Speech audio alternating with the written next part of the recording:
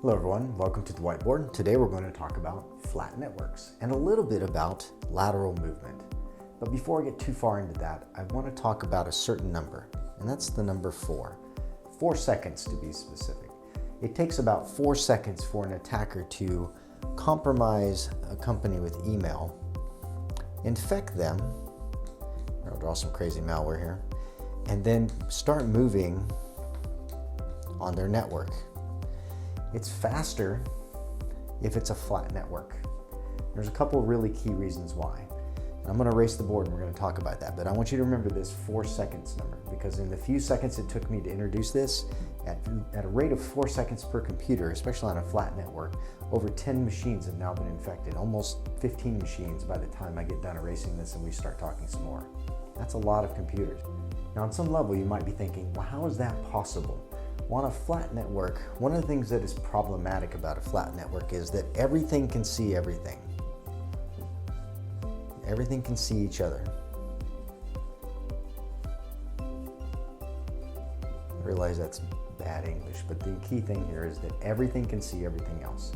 Your laptop, when it joins the network, can see the printer. The printer can see every computer that's downstairs in the offices for the front office.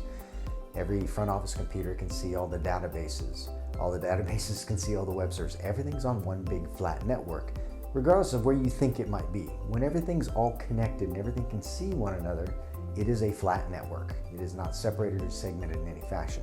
And that's one of the key problems that causes this to happen, because an infection at any one point allows an attacker to move to anywhere in the network because they have complete visibility.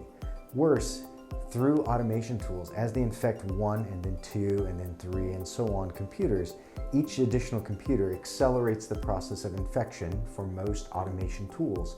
And if you haven't caught on, it has been a more than a recent trend that attackers have gotten savvy to the fact that moving around manually is not the way to go. Just like we don't want to patch every machine, one machine at a time, and we use automation tools in which to do so, so do attackers do the same thing when they land on a machine to figure out what the network is set up like, how many machines are on it, and so on. For a flat network, which is literally all visible, it is basically all flat, everything is visible to every other machine, so once they infect one, they basically infect the whole network very rapidly, and there's nothing to stop them. The second part of this is not only can they see, but the other part that makes this problem is everything can access everything else. Well, that didn't spell right, there we go.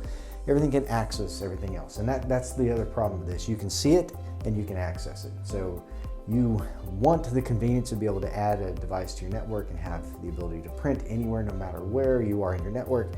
The problem is, by doing that though, you allow an attacker the same capability. So one of the biggest problems an attacker has when they just break into a network is they don't know where they landed in most cases. They get in and they have to figure out where they're at. That process does not take very long, especially on a flat network. Flat network, it literally takes those few seconds. On networks that have been segmented or even logically demarcated with VLANs, it's a much harder process because there's not easy visibility, especially if they don't have easy access and visibility as well.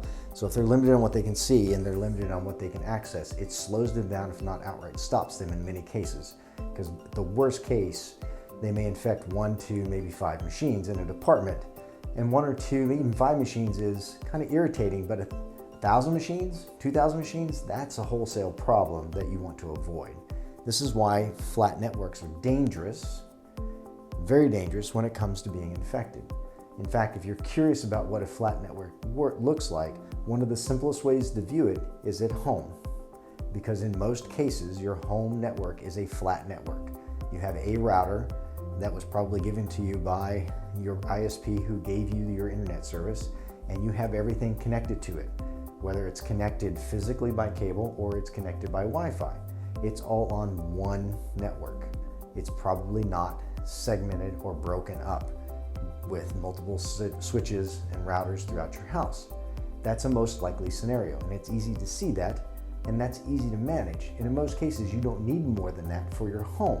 But when it comes to work, and you're trying to keep things secure, and you're trying to keep the secrets that you own inside your company and the money that you make inside your company, you need to put shelter and walls and proper security and other measures around those things that you consider very valuable.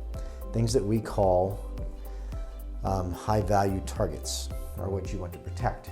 And there's several ways to do analysis on what you know in order to figure out what high value targets are inside of your environment. Some key things are your payroll, how you move money, obviously is a high value target to an attacker and to you.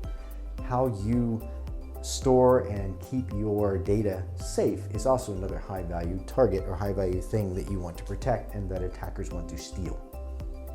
And so flat networks make that very dangerous because there's very few protections. In most instances, if there are protections in a flat network, they're on the perimeter, which might be slightly hardened, but has gaps and doors all over the place if it's not done properly. And worse, if somebody gets in, nothing protects the center. It is a soft center that once you're in, you're completely in. Those are some of the biggest problems with flat networks. Now, from a security intelligence standpoint, this is very difficult to protect.